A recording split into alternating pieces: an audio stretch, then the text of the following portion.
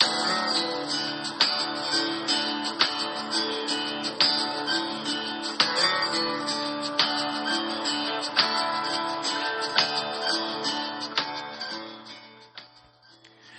guys, Mitch Gould, NHBA Podcast. We're back, late summer edition, going into fall. This podcast brought to you by our sponsor, as always, Purina Pro Plan Dog Food. Find out what top nutrition can do for your hounds today.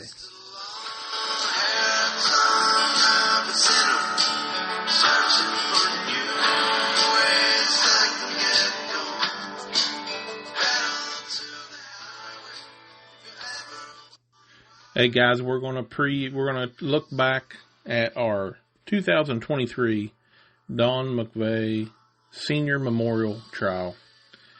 Want to take a look at those dogs in the top 16 semifinal, final, our overall show, top dog, and youth winners.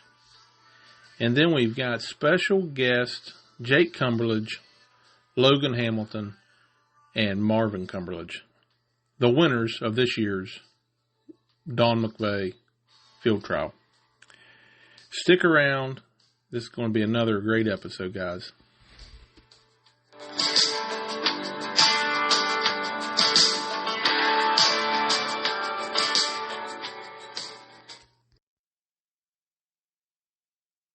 Hello and welcome back, guys. We've got your memorial recap here. Got a great interview coming up. Before we get into that, let's just kind of recap the weekend and what a great weekend it was. I mean, the weather breaks. It's nice. It went from being 94, 95 to in the 70s. Just beautiful. Just a beautiful 5 days, so Thursday through Sunday there at the memorial at Coshocton County, Ohio. So I want to get through the 509 entries we end up with at this event, largest memorial in history. Well, I want to get into this top 16. To make the top 16, no easy feat. You had to win at least 3 cast wins out of your 5 to get in this year.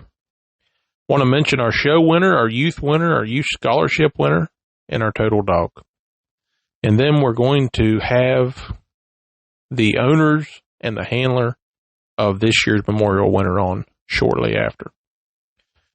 So let's just get right into your top 16 that competed Sunday morning, and in no particular order, folks, I'm going to go through this. These are your top 16 that advanced into Sunday. Deep River Bad Company, Kristen Bundy. Undercover Boss, Steve Ackerman. D'Agostino's Misty, Owen D'Agostino, Jason McMillan. Butler's Lone Ranger, Brock Butler. That would have been cast 1. Cast 2, Heat 'em Up Superstar, Josh Ware, Jason Vandergriff, Cody Rucker. Samson's 10 Mile Blue Trixie, Roy Sampson. Hunting Beagle Champion, still running Shenango Donkey, Jeff Davis, Shelly Davis. Mike's Big Hope, Mike Snyder, and Cole Elliott. That would have been cast 2. Cast 3 was Heat 'em Up Rowdy Reputation, Cody Rucker, Braden Kidd. No One's Patsy, Josh Byers, handled by Brody Neff. Woodland Blazing MJ, Logan Hamilton, Victor Cumberledge, and Jake Cumberledge. Allender's Rolling Red Smoke, John Allender, handled by Zach Byerstock. That would have been cast 3, folks. And then your 4th and final semifinal cast was Heat 'em Up Sweet Tea, Braden Neely. Schaefer's Cash Money, Justin Schaefer. Ingram's Stylish Blue Bayou, Tom Ingram. And CJ Buddy, James Rowe. Those were your 16 dogs that advanced into Sunday to compete for that final cast. Your final cast, Undercover Boss, Samson's 10 Mile Blue Trixie, Woodland's Blazing MJ, and Ingram's Stylish Blue Bayou. And your eventual overall winner and now Grand Hunting Beagle champion, Woodland's Blazing MJ, Logan Hamilton, Jake Cumberledge, and Marvin Cumberledge. congratulations to those guys. We're going to have Logan, Jake, and Marvin on the podcast here in just a second to interview them about this historic win in the biggest memorial hunt in history. So they'll be here in just a second.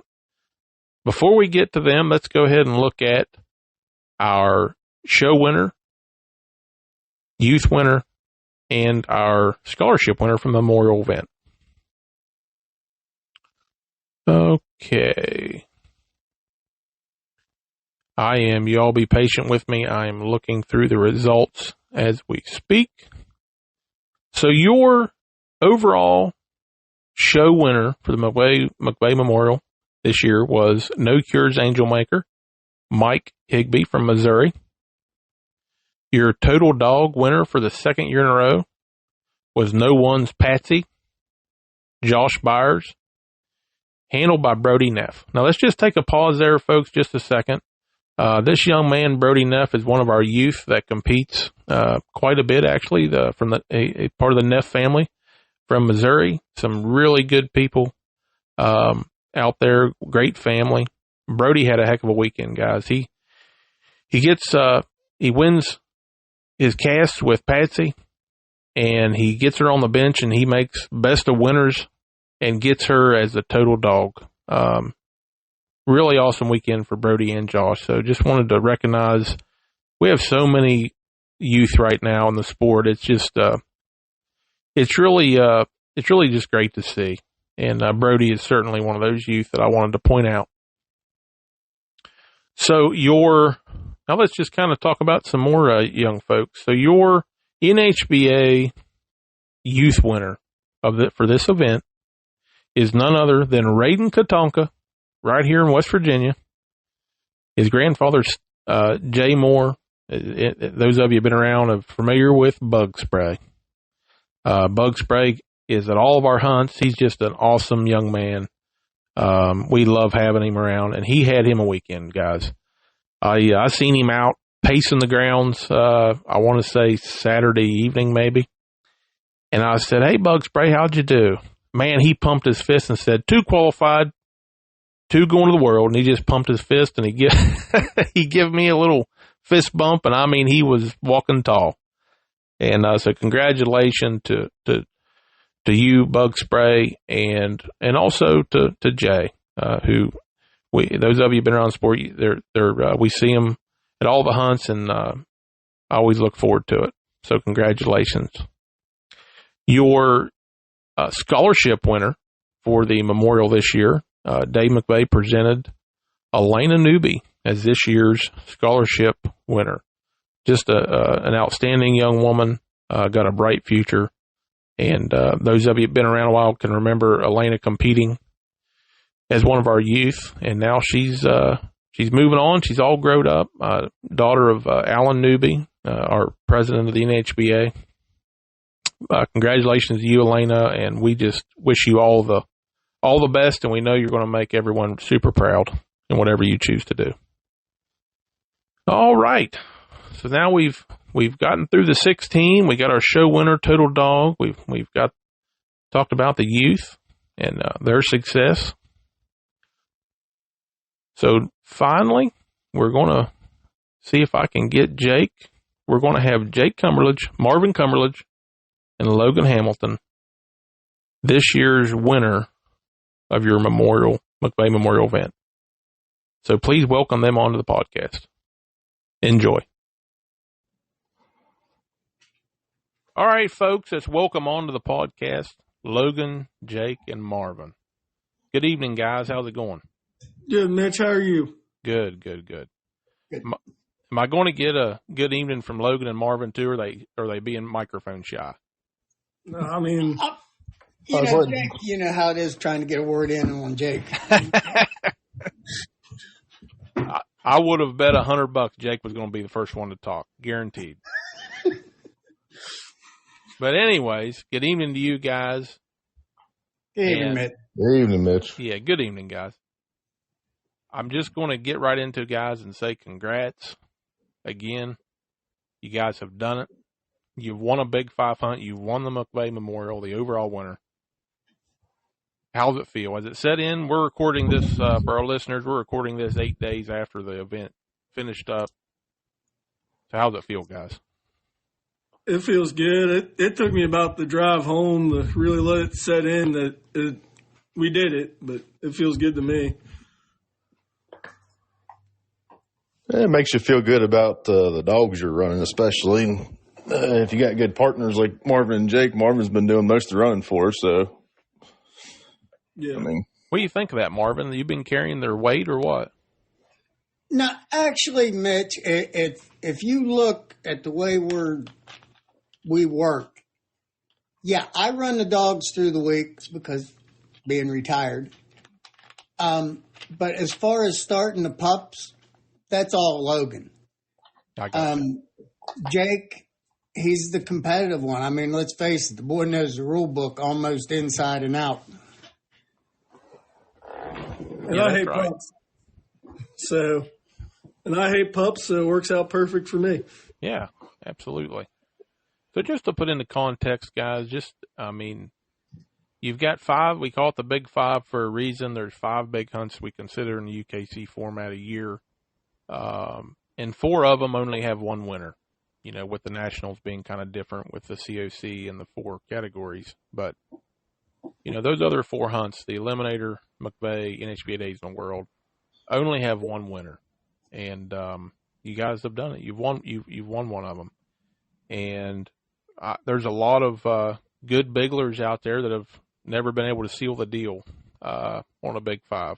So just to put into context, you guys should be really proud of that. Should be really proud. And, I titled this on our NHBA podcast Facebook page. I titled this, Good Things Happen to Good People. And I told our listeners a little bit before you guys come on that you 3 are just quality people, good human beings, and I was very happy for the 3 of you. So don't let your head swell up too big, but I sincerely mean that in behalf of the NHBA. Congrats on everything. Thank you, sir. So let's just kind of, before we go into the event, that's obviously what we want to get into. I want to get a little background for our listeners, where you guys are from, telling us a little bit about Woodland Kennel. So Jake, I know you like to talk. So just tell us a little bit about yourself and how you got into bagels and things like that, and then we'll just kind of move back and forth. I am from Brave, PA, born here and then raised here. We've always had coonhounds. Dad was always in the coonhound side of things. And I think it was 2011. I watched on a TV show about running rabbits, and I wanted to try it. And Dad told me, no, you couldn't have beagle, you got coonhounds. So basically, I just turned it into a better to ask for forgiveness than permission thing and brought one home. He wasn't happy about that, not at all. And then I moved away for 4 years, and they were just gun dogs. I think I went to a trial just to be bored to try it.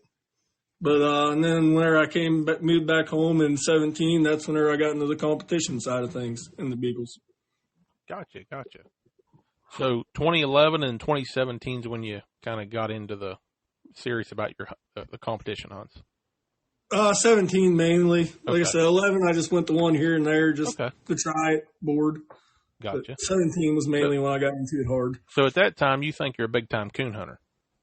Yeah. And I was more on the coonhound side I gotcha. in 11 than them. I just wanted to go kill rabbits mainly. Now you still coon hunt too, don't you, Jake? I see some pictures you post once in a while, treeing coon. Yes, sir. Gotcha.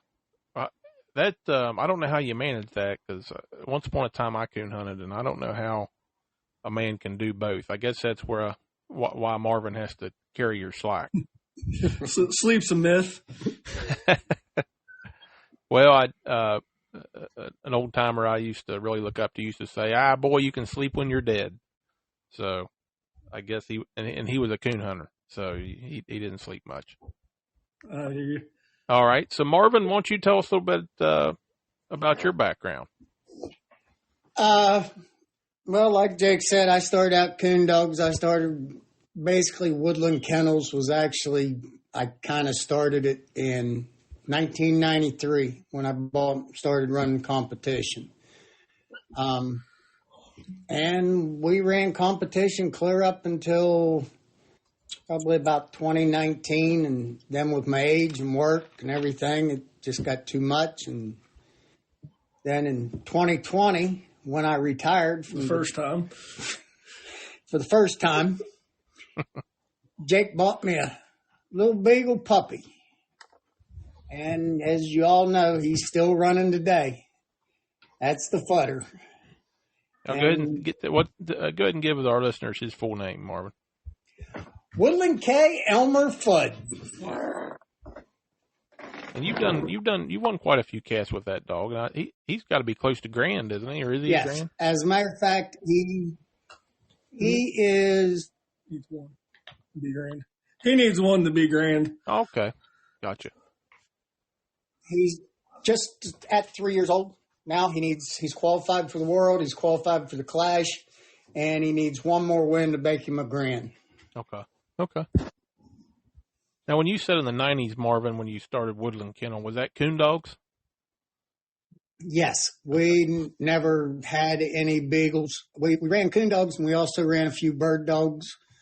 But then Jake brought that beagle home, and that's where that started. So he drug you along in there, didn't he? Well, yeah.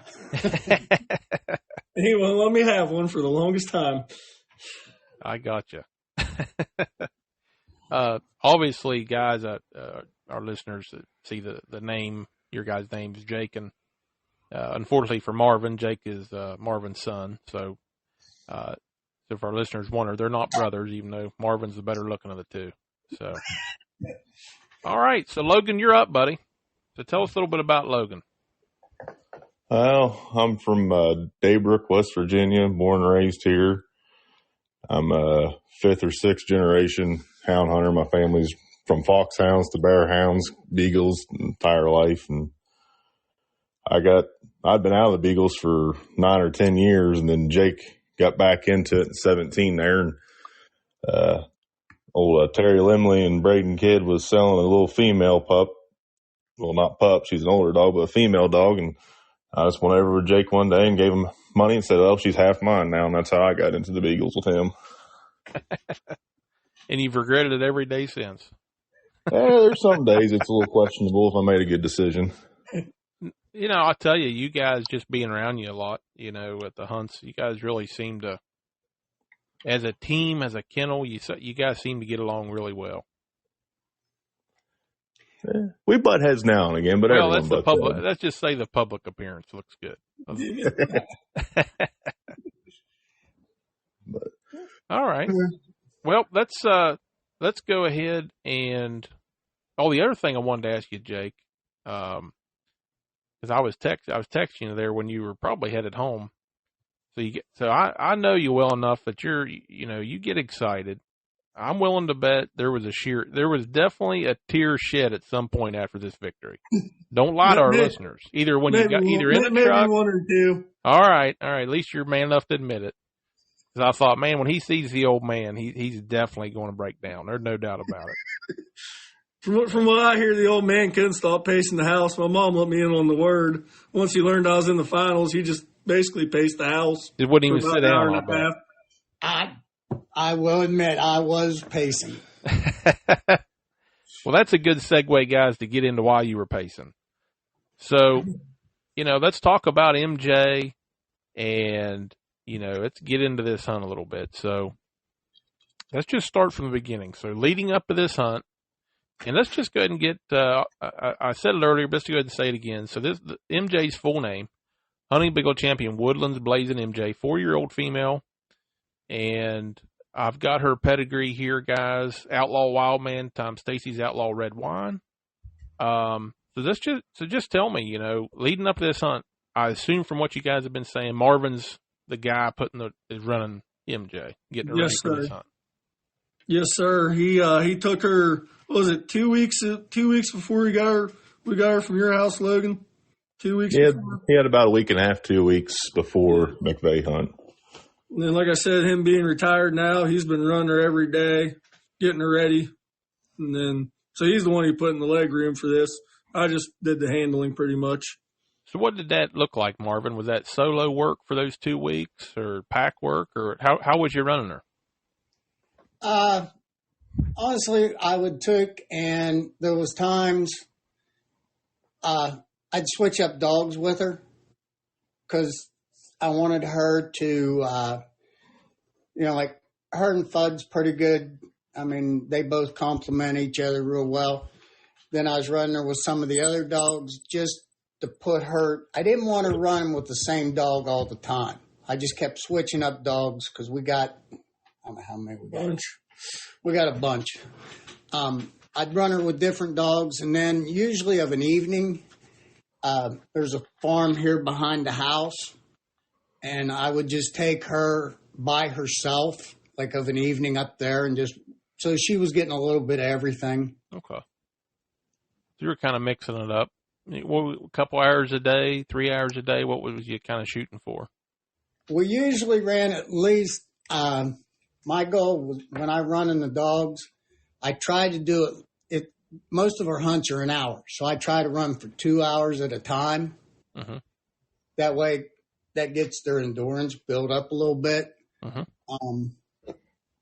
So I usually minimum 2 hours a day, usually in the morning, and then an hour or two in the evening. Okay. And I guess Logan or Marvin, whoever wants to answer this one, what kind of dog is she? If you had to say what's her strength, what's her weakness, what do you like most about her? Let's talk about her a little bit. Probably, in my opinion, her biggest strength is she's got the heart and drive, and she's a nice jump dog. She lacks a little bit on the speed and the line sometimes. Now, she can move, but sometimes she lacks a little on the lines, but she's a pretty good track dog and jump dog, in my opinion. Okay. Stays out of trouble too a lot. She doesn't use her. Yeah, honest mouth dog, stays out of trouble, stays busy. Okay. Well, that makes a lot of sense. I always tell people, guys, maybe you guys will agree, this time of year, I don't think foot matters nearly as much it does, winter and the spring. The rabbits are running smaller. You got all kinds of undergrowth and weeds, and dog just runs the track. I mean, the speed kind of gets nullified a little bit this time of year, in my opinion. That was her main thing that helped her this weekend and everything was just basically she jumped rabbits and stayed out of trouble. Gotcha. So, where did she come from, guys? Actually, Jeff Stacy's cousin. He lives Jeff Stacy's cousin, Tim Profit. Okay. He lives about 45 minutes away from us, mm-hmm. and we were really good friends with him in the coon hunting world. He got into the beagles, got the wine female off of Jeff, and then he got a wild man puppy off of Jeff. Ran with him for a few years, watched him grow. He said, "Hey, I'm making this cross. You guys want to try one?" And that's how we got her. Okay. So you got her like 8 weeks old as a pup? Yes, sir. Okay. Gotcha. All right. Now, does she normally stay with Logan, or where does she normally stay at? Just kind of back and forth. Yeah, I mean, okay. Well, we found the way that it works, so she's just going to stay with Dad now. You're not going to break you're not going to try to fix what ain't broken, right? No. I got you. It seems like more generally, and I'm fine with it because I like the training into the dogs more than I do the comp pumps. I get the pups or the dogs that are having issues that might need corrected a little bit. Okay. So they give you the problem. Pretty much. That's nice of them. So I see she's 4 years old, guys. Made a champion. I know she's won several casts in that region up there. What was she like as a young dog? Do you feel like she's coming on now in her prime? I know 3 and 4 seems to be kind of the prime for a lot of females. I'll let Logan talk about her a little bit. He likes her the most. Okay. She's kind of, to be honest with you, she's calmed down a lot because, like, when we were first training her and even, like, 2 years old or early threes, she was wild. First, when you get out to the cast and cut her loose, the first 10 or 15 minutes, don't expect her to do much. So she's just running lap after lap after lap. Gotcha. But now she's kind of calmed down and she kind of gets in her own groove. Like I said, her biggest thing is she's tight. She's not tight mouth, but she's honest mouth, and she usually stays out of trouble, and that's what helps her the most. I mean, when she wants to, if it's a good running rabbit, I mean, she does like a little red streak running through the brush, but most generally she's nice on the track. I mean, she's a decent track dog. Okay, good deal. All right, so there's some background information on MJ, folks. So that leads us up to last 11 days ago, the Thursday evening. I see you guys kind of looking at how the weekend unfolded. Hopefully I've got this right as we go through it. Correct me if I have something wrong here. I see you guys got a Thursday evening entry. Yes, sir. So Logan, she ends up being a 3-cast winner, right, guys? Yes, sir. Okay. Let's just go through it.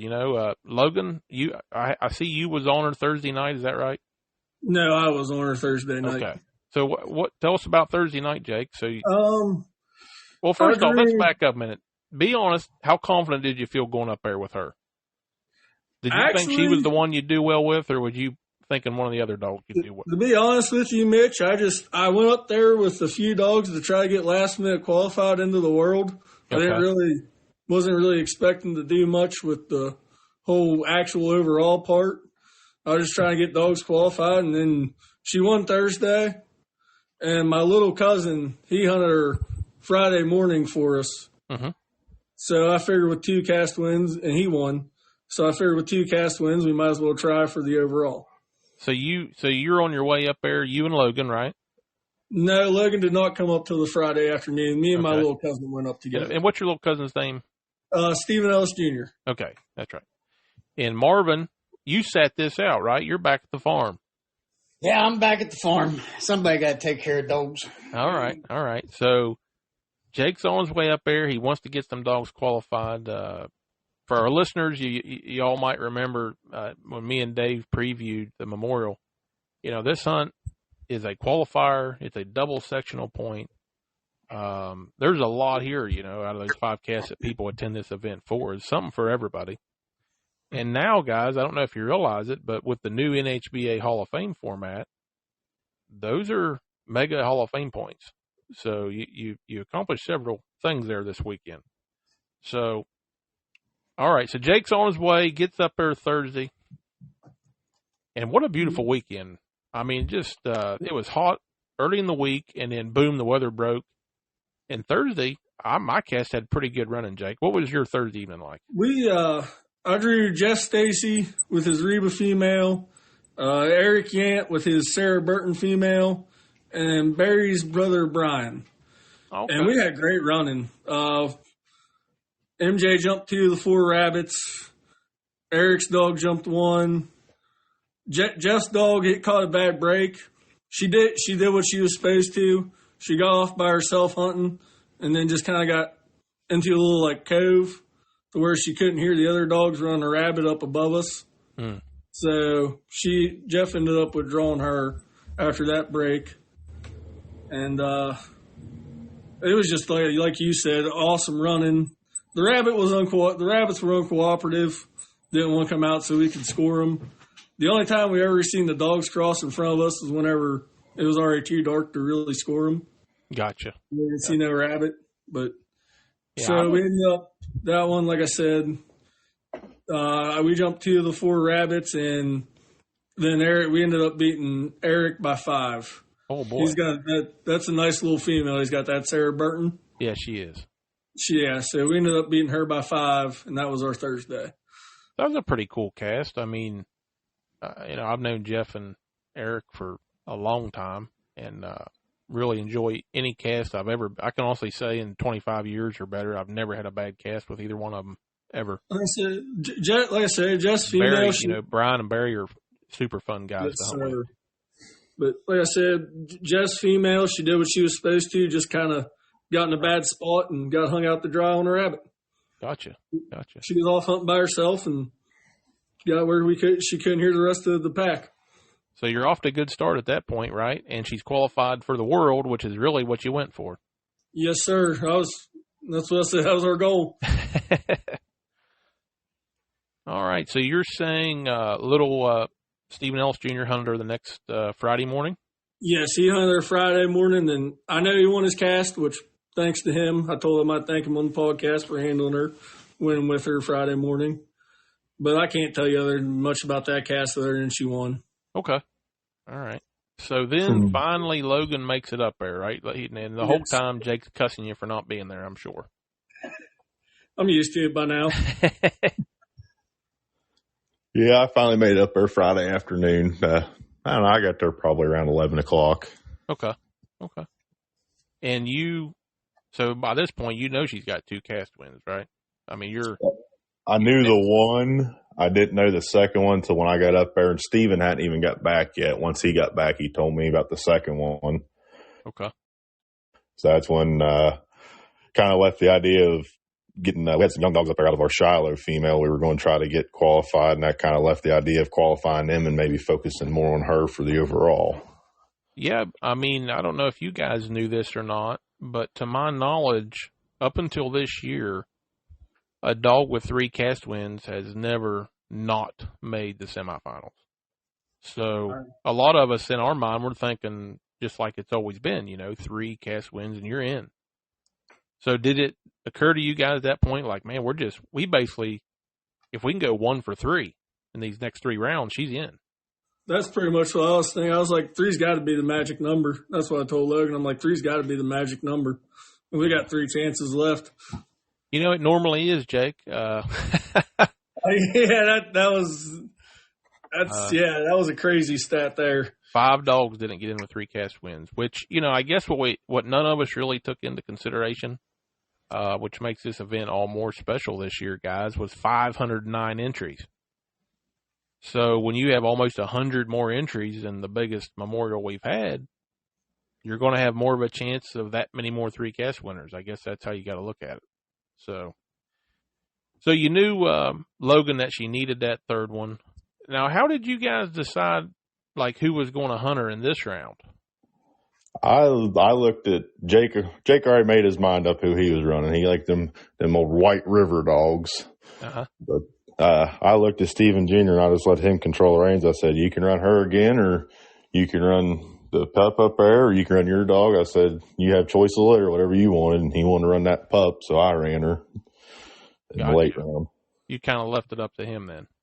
Yeah, I mean, he's a good kid. He'll help us out any way we can, so I just left it up to him, whatever he wanted to run. Gotcha. So that's, so you go out there, and this would be Friday night, right? Friday evening. Yeah. And just take us through the cast, how'd that go? I ended up drawing out, I drove Jeff Stacy again with his Reba dog. Jeez, and what's the chances of that, right? That's what I told him. I said 2 days in a row, and I said, heck, this dog comes from your bloodline. Yeah, that's strange.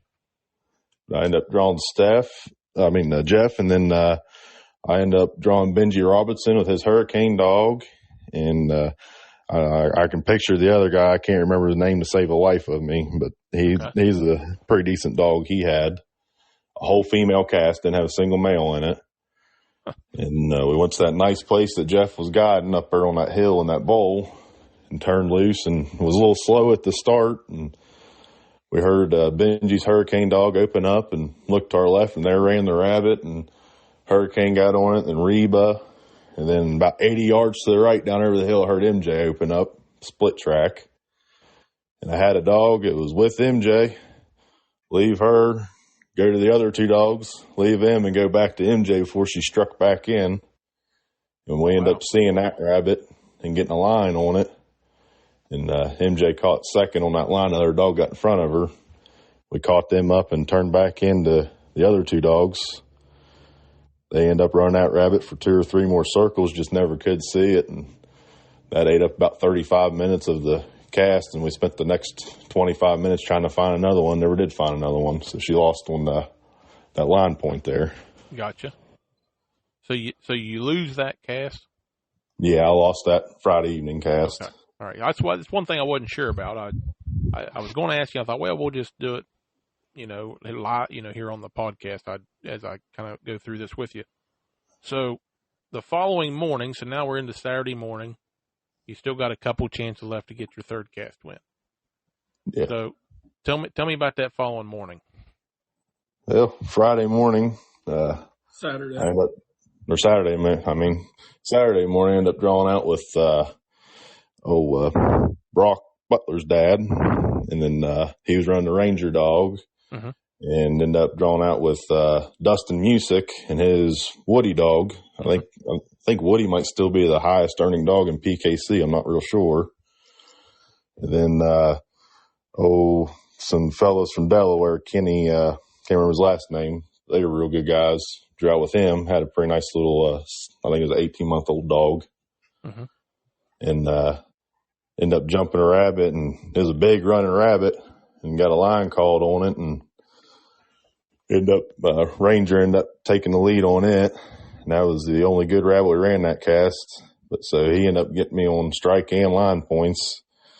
And there was about 10 minutes left. MJ jumped the rabbit, but we couldn't get a line on it. Mm-hmm. So she ended up losing that cast for me again. Oh, okay. See, I didn't know. That's interesting, 'cause I thought you won that morning.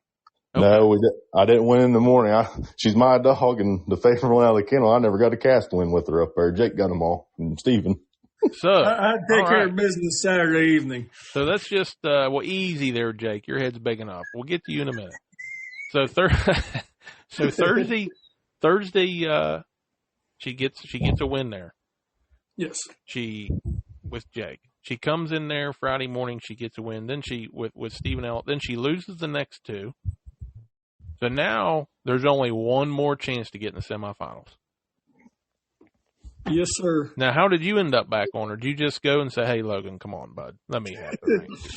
Look, I got the luck right now. Give me back the lead strap. No, Logan. We figured we'd try something different. Went back to what worked earlier, and then went back to what worked earlier since it was the last chance. Gotcha. And it was one of those mainly. It was me, Brock Butler, Kevin Weaver, and Carl Miller. And that cast, we only ran one rabbit, and MJ jumped it, and that was the end of that. That was basically all that happened in that cast. So you only ran one rabbit. She gets first. She's the one that jumps it, and you win the. Yeah, no lines or nothing. Just it kind of ran in the woods for about 40 minutes, where it came a good running rabbit. Stayed in the woods though, didn't come out. Gotcha. No checks, no lines. Nope, just straight running for 40 minutes on an uncooperative rabbit. Gotcha. So she does her job, jumps the rabbit. Now at this point, you're thinking 3 cast wins. I mean, we're in, right?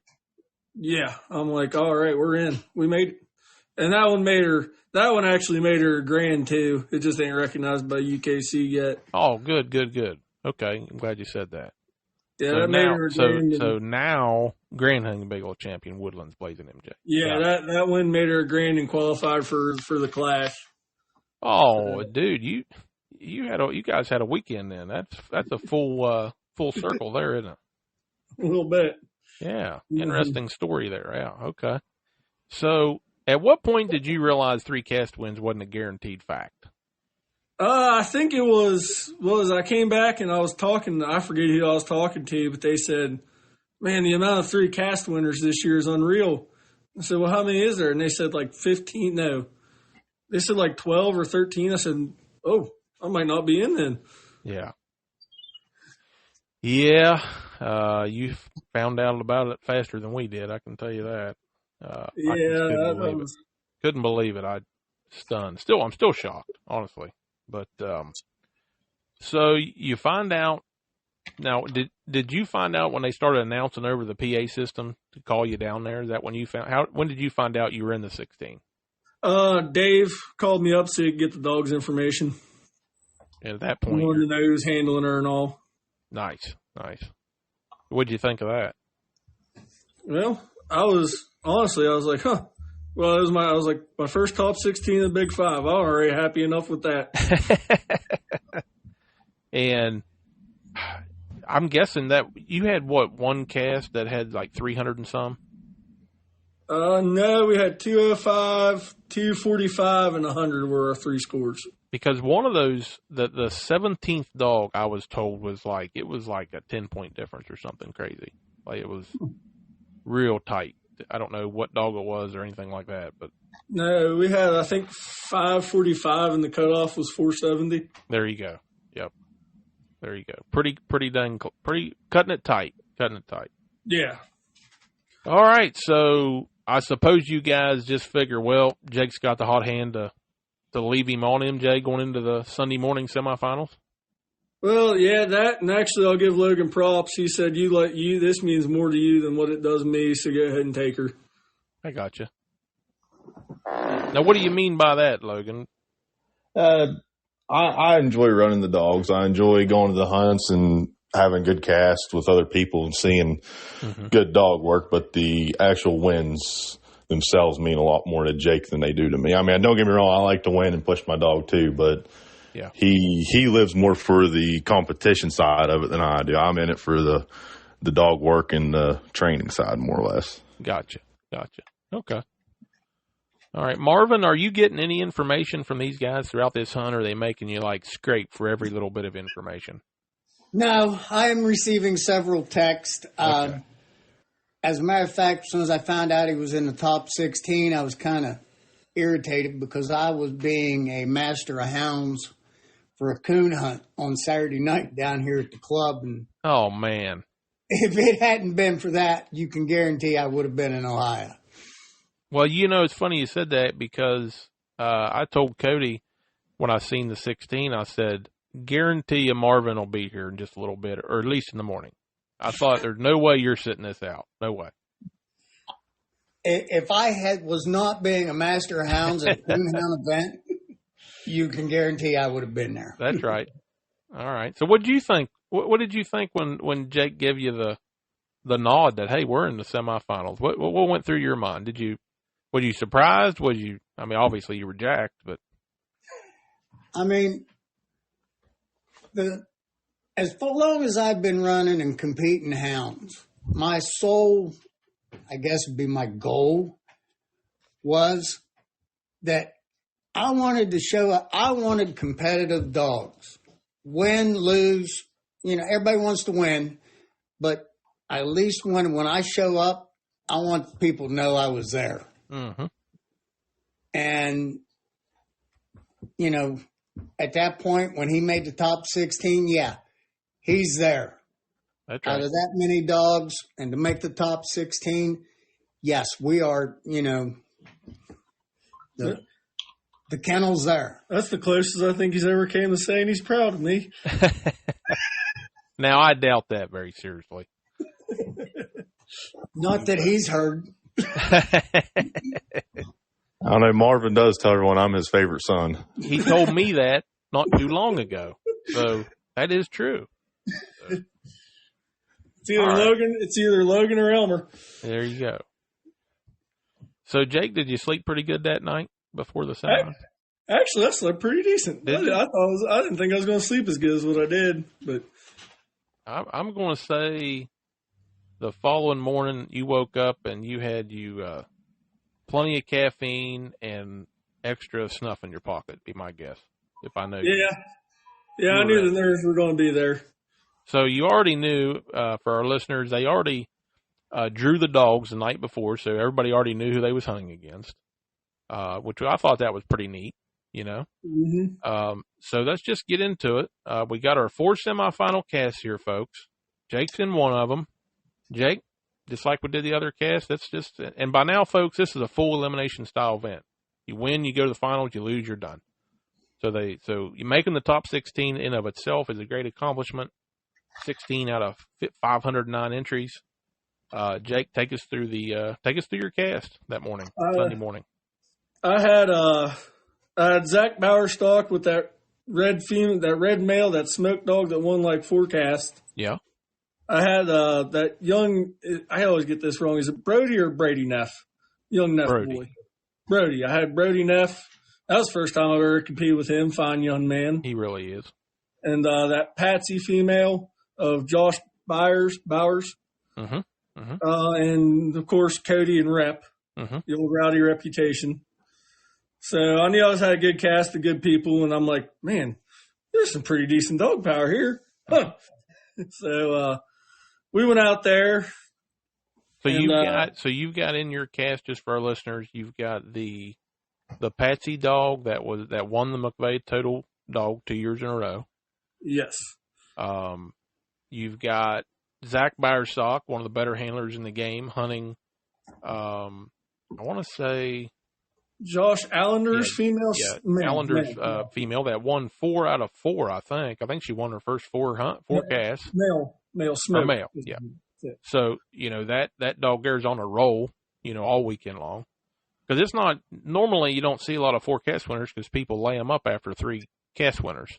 Yes. And then you have Cody and the rep dog, who is your 2022 overall Mcvay winner. So that's your first round cast. So you're out there, and honestly, they're all tough draws at that point, but that's definitely a tough draw. Yes. Like I said, I've seen that one. I'm like, oh, well, I got a pretty good one here. So who was your judge and guide in that cast? Our guide was one of the local little pack hunters from up there in Coshocton. Mm-hmm. I didn't catch his name. Our guide was Randy Workman. Okay. Our judge was Randy Workman. Okay. Good deal. We went out there and rep jumped the rabbit. I took second strike. Bowerstock and the Neff kid got in for the 50s, and they pounded this rabbit. Again, it was probably 35-minute race where, again, the rabbit did not cooperate, stayed smart rabbit. So finally that one ended. We handled dogs. It's hard to see up there this time of year in a lot of that ground. Yeah, I've noticed that. A lot of in the springtime, like those same spots, they'll pull out big scores, and it's nobody's fault. It's just this time of year you have a lot of undergrowth, and it's a lot of public hunting. Yeah, like I said, I can't complain about the running. Just the rabbit didn't cooperate with us. Right. So at that point, I'm like, okay, I'm down a quarter. There's not much time left on here. We went across 10 minutes at that point. 15. 15, 20. Okay, gotcha. So we went there across the road, and this is where I got the break I didn't want to see happen, because as much as I like Cody and I know how good of a dog Rep is, but Rep went in there and barked 3 times and hit a minus. So I'm like, whew. And like I said, Cody was one of the people who answered most of my questions whenever I was coming up in it, but I hated to see it happen, but it worked out for me. That's right. So Rep ate that 100 minus, and then that was pretty much the end of the cast, so I moved on to the final 4. Well, I can tell you right now, never apologize for a win. You guys, and I wouldn't tell you this if I didn't believe it, you guys do things the right way, all 3 of you. And one of my mentors told me, and I'm sure some of our listeners have heard this same kind of thought, you're going to go out there and lose some casts that you're going to be like, man, I should have won that one. That was a bad break. And he used to tell me it all comes back around. When you're having bad luck, you're just banking currency for later. So getting a break, that's nothing negative about anything. That's just sometimes it's your turn. You know what I mean? If I guarantee you can think of casts where you and MJ have had some bad breaks too. Yeah. So at that point, at the end of this cast, Rep eats 100 points. I was told it was a baby rabbit, and as we all know this time of year, very, very possible. Yes. So the hunt's over, and you're a good handler, Jake. As soon as this happens, you're in the lead with not much time left. Yeah, I knew. Like you said, that's what there's about a spot in Coshocton on public lands that there is no grass left. Well, that was my next question. So you're pacing around. You're pulling a Marvin Cumberledge, but he's at the house pacing, and you're in the woods pacing. Pretty much. Gotcha. I gotcha. So the Randy calls time, handles dogs. You're going to the finals.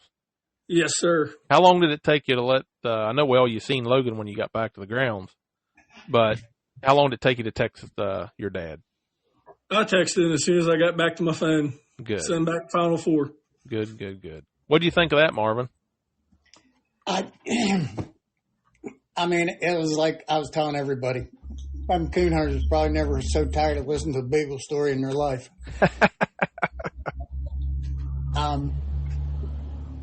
And like I said, Jake has been running even when he was small.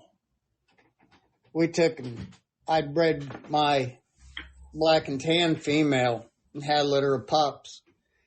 Jake picked one, and you know how, I don't know, what was you, probably 14, 12? 12, 10, 11 or 12. He picked this pup. Of course, you know how kids are with pups. They all want a pup. Well, then he got a little bigger, and Jake kind of forgot about him. And then one night I was loading the dogs up, getting ready to go coon hunting, and Jake goes, "Dad, can I go with you?" And I mean, that was the proudest moment a father I think could have. Absolutely. I said, "Son, you don't have to ask. You can go anytime you want." We cut the dogs loose, and dog, it was his pup. I'd actually trained it. He locked onto a tree. Jake said, "Man, listen to that dog." I said, "Well, you ought to. That's your dog." And from that point on, there was no stopping him. He was hooked. He was hooked. Mm-hmm. Mm-hmm. Well, I heard from an unnamed source that Jake was definitely digging a hole in the ground out there pacing Marvin. So he's telling the truth. And he I wouldn't even shake Bowerstock's hand until about two after the cast. They wasn't giving you a hard time, were they? Well, Bowerstock kind of was. Yeah, surely not. Surely not. Yeah. All right. So, moving right into Sunday afternoon, Jake, you know you're going to the finals. Logan knows you're going to the finals. Marvin has found out about it. Now, by this point, Marvin has no carpet left in his house, or he went through the hardwood, whichever came first. You're headed to the finals. Take us there. Walk us through it. You know, who was your judge guide? Who was in the cast with you? Tell us a little bit about that final cast. It was me, John Bassett, who I've never met before, hunting an undercover boss dog. Old man Roy Sampson hunting his Trixie female. And then it was Brian Hartram hunting Tom Ingram's Blue Bayou female. Gotcha. Matt Turner and Dave were our judges, and Dave guided us probably 5 miles up from the club. Okay. So just to recap, like I did your last cast, that's another tough draw. You've got the Tom Ingram's dog there that was a national finalist this year at Nationals, handled by the handler that was on the 2022 winner. You've got the Trixie dog of Roy Sampson, who is no stranger to big hunts. She was a finalist in the final cast of NHBA days in 2022. Then you've got John Bassett, who also has handled dogs in final cast multiple times. So you've got another tough draw there, Jake. Some guys that have been around the block. Yes, sir. So take us through it. So you're going out there to cut these dogs loose, and just take us. How did MJ do it? How'd she get this victory? Pretty much, we cut loose, and right by a pond. Boss jumps a rabbit. Trixie gets second. I get third, and Blue. It was I can't remember how it worked, but I know me and Hartram had the 50s. Mm-hmm. They ran that one same way, uncooperative as can be a rabbit. Same way it's been the whole weekend. Just stayed. So they ran that one probably a good 20 minutes or so. They put it down. Points were plussed. We walked up a little ways, recut the dogs. And then Blue struck and Old Roy struck the wrong dog. So they both took a hit there. Oh, man. So they both took 100 hit there. So just by the rules, folks, those of you may not be familiar with what Jake's talking about there. So that's a non-produced track. That's 100 minus because it was the only dog technically struck. And the other guy eats 100 for striking the wrong dog. Is that right, Jake? Is that what happened? Yes. Okay. Yes. Go ahead.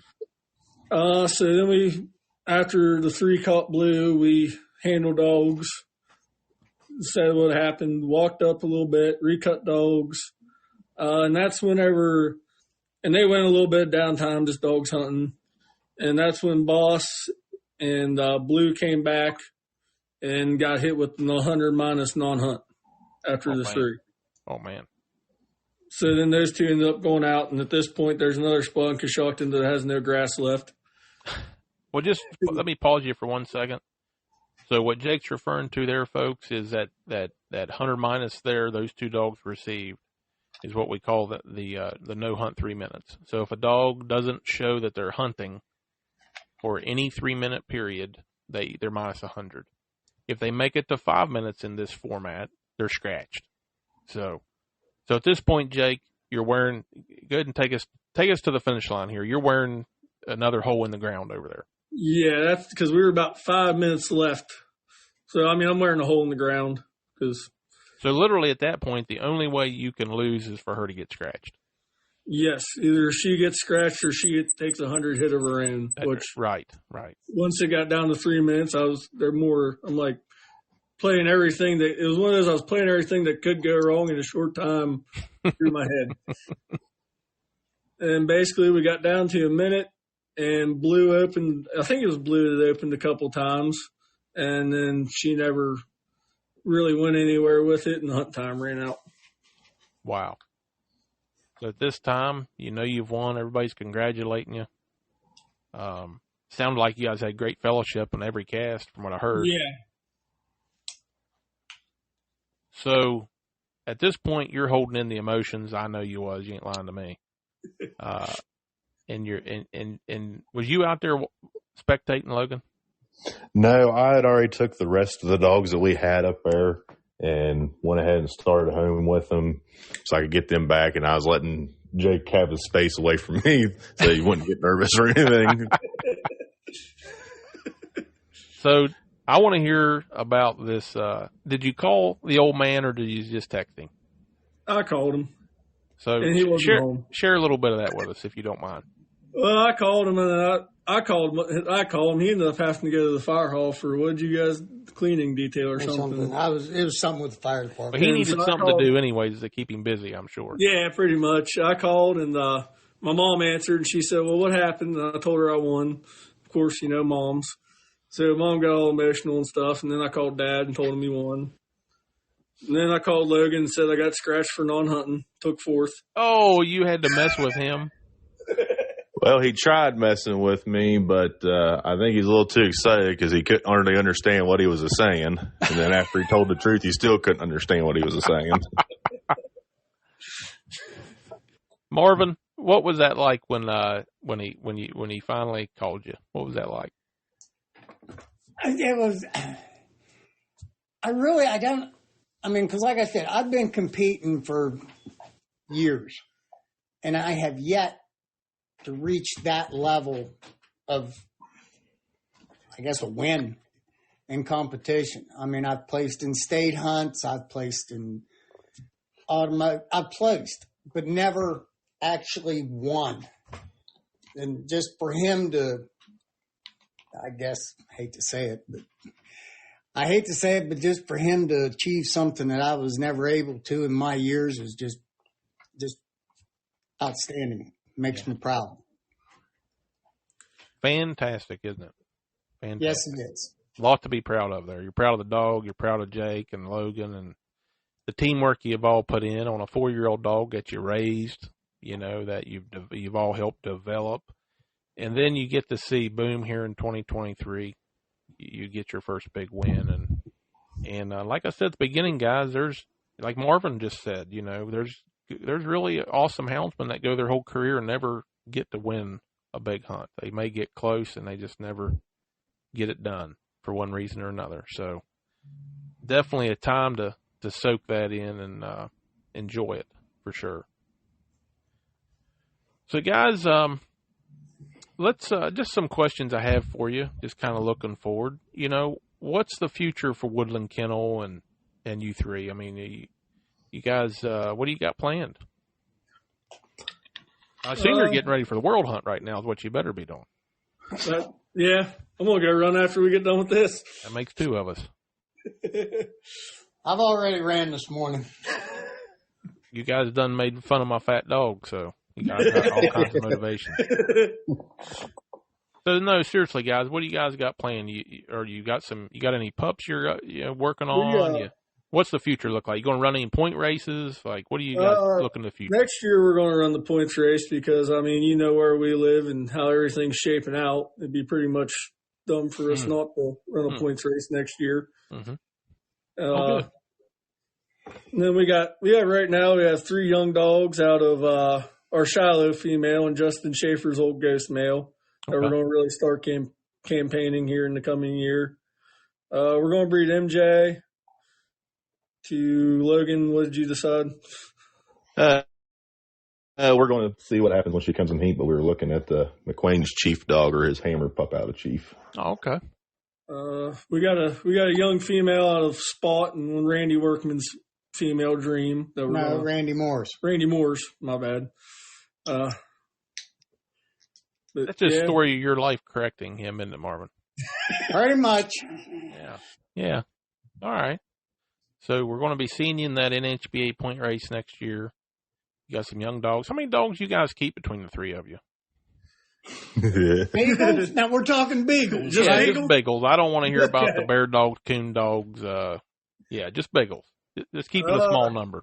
Usually we try to keep 2 at a time for everybody. Everybody we try to keep gets 2 to run at a time. I got 4 here at my house. How many you got? 4. And then Logan's got 2. 8. We got like 10. Okay. Don't you you bear hunt too, don't you, Logan? Yeah, that's actually, we had a youth season this weekend. That's where I just got back from last night, was bear hunting. Gotcha. I thought you did, yeah. Well, Lord knows there's plenty of bear around here anyways. I know that. So I hope everybody's out there hunting. Everyone's deer feeders depend on your success, Logan. I don't know about treeing them. I ran a couple this weekend. Finally got a couple treed, but boy, I mean, I put on my one dog out there. He probably got 35, 40 miles on him in 2 days. Jeez, it whiz. Huh. And those big hounds cover some territory for sure. That's I run the bear dogs, and I also got coyote dogs, and about every time I unsnap them, you're looking at 11, 12 miles. I got you.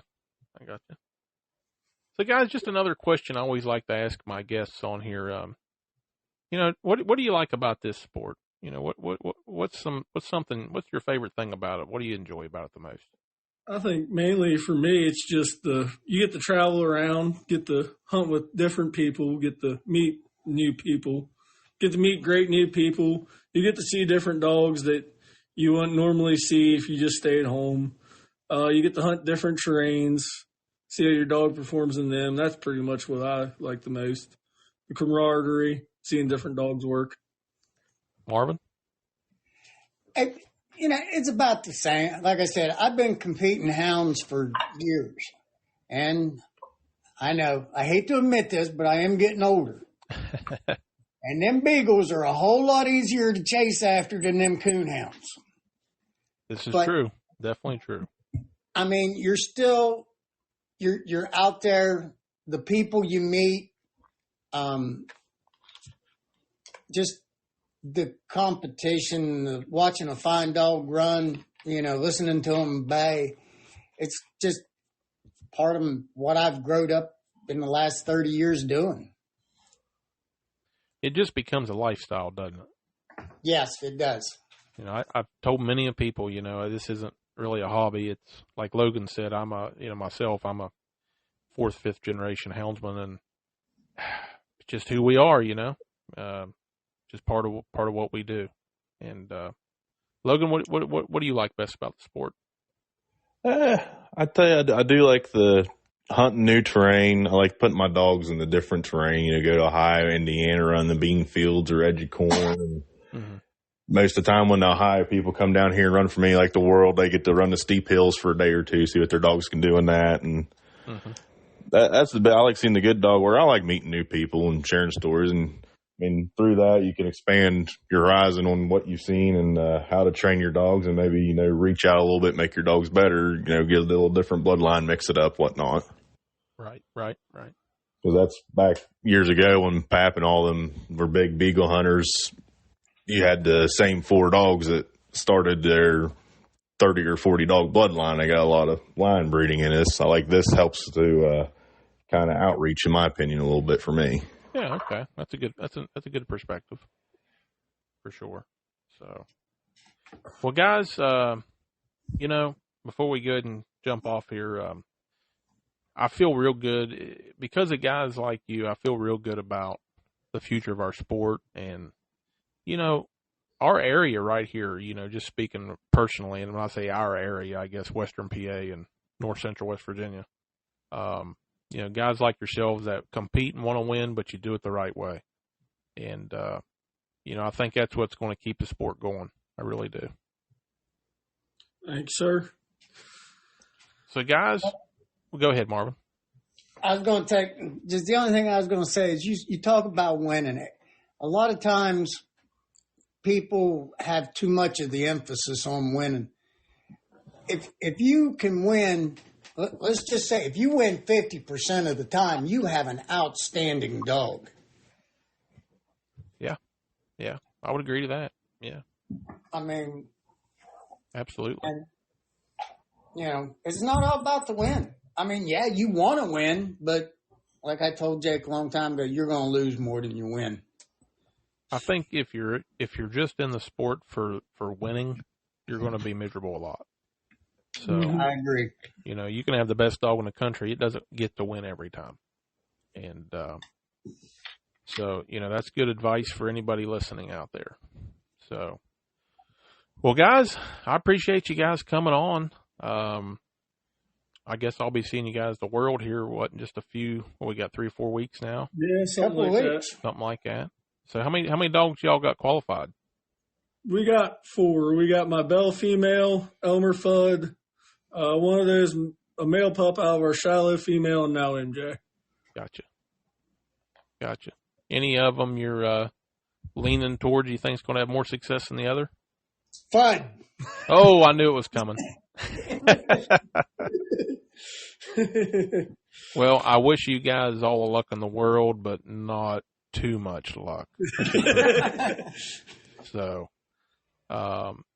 guys, just one more time. Now, Grand Hunting Bigelow Champion Woodland Blazing MJ, our 2023 Mcvay Memorial event winner, 509 entries. Congratulations to you guys once again on behalf of the NHBA and myself. And I'm going to go ahead and give you guys the last word. Yep. I just want to say thank you to all who congratulated me and the support. I appreciate it. And yeah, that's all I got. Marvin, Logan, anything? I want to take and say even I was at a hunt this weekend and people were coming up and congratulating, they were congratulating me and I'm like, no, it was Jake and MJ, but still even that's the mentality of a lot of the people. They are there. They didn't win, but they're there to congratulate me and congratulate the dog that won. And that tells you the kind of people we have in our sport. That's great to hear. It really is. You need to, I always feel like if you can't be happy for, your fellow houndsman, then you're not much of a houndsman yourself. So, Logan, anything finally for you, bud? I do want to thank everyone that congratulated us, even though, like I said, Jake was the one handling the dog. Before the hunt was even over, I had 15, 20 people messaging me asking how it was and people calling me after they found out how it was. But, Jake really done the handling work. But also we were going to add, we travel and do all this stuff. And it also helps a lot when you got people back home, taking care of the dogs that you left at home and the support that they give you. That I want to make sure and thank all of them for allowing us to leave and go to Coshocton and stay for the weekend and do this. And the young kids like Steve and Nathan Phillips used to handle MJ a lot, that done a lot of the legwork and putting the wins on the dogs and stuff like that. That's a great point. And, I know, Logan, you've given Jake his credit for handling, but, I can't speak for you guys, but I assume it's a team win. When one of you wins, I bet all 3 of you feel like, we did it. And because you've all had a hand in it, and you all deserve some credit. And And Woodland Kennels win. When Woodland wins, you guys win. The way I look at it. And so. Just one other thing, Mick. Sure. It is Woodland Kennels, but I'd also like to. Logan's got his own little off-brand of Country Roads Kennels there too. Okay. Well, I did not know that, and I will make a note of that. And Logan can be mad at me, I guess.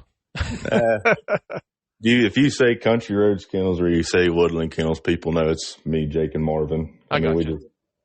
It's just something I started back in, I think 2014, the first time I started into competition hunting. I started doing that and kind of grew. So it's been around as long as Marvin, but it's been around. I hear you. I think I was a shot at Marvin's age. But I think it was. Very much that's been around longer than him. All right, guys. Well, not only do you make your first top 16, but you get the overall win. And I appreciate you guys taking the time to come on here, and I'll be seeing you guys at the World. Yes, sir. Thank you for having us. Yep. Thank you, Mitch. Yep. Thanks, you. Nick. Good things happen to good people, folks.